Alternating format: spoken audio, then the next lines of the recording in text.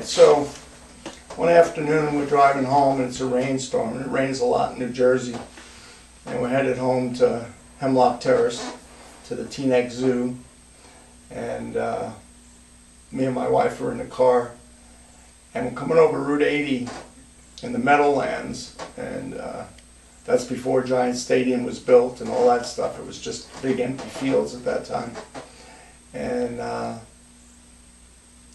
we see a big lightning bolt come out of the sky. First it was thunder. Big lightning bolt comes out of the sky and it hits. And I said, oh my God, that looks like it hit right near our street. So we're about a minute away. We come over Route 80, make a right, and go down. And our street's about the 3rd Street on the right. And we make a right, and there's a big commotion about the 3rd house in. And we get out of the car and we go to the backyard where everybody's standing around, and had taken a piece of bark out of this big tree, probably about that wide and about 10 foot long where it hit.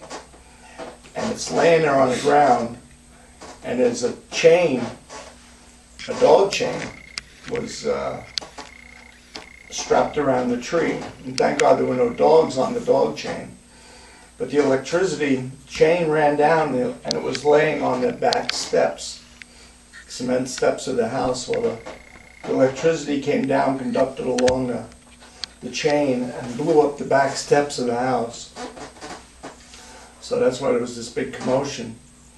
So anyway, we stood around talking for a few minutes, and we could get down to the house, and we walk in, and Gary, the keyboard player, Gary Dabrowski, he's a good keyboard player, but he always liked to play around with my guitar, my Les Paul. So we walk in, and he's sitting there, and he's like dazed. His hair is like on ends.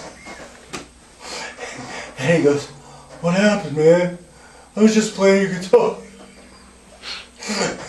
Well, evidently, when the lightning struck, somehow it, the electricity shot through the house and into the guitar, and he got shocked a little bit, not a lot, but it made his hair stand on him. And he was just out of it. He's like, "What happened, man?" So again, we had lightning hit three houses up. He goes, "Oh man, I was wondering." The look on his face, though, it was just so funny.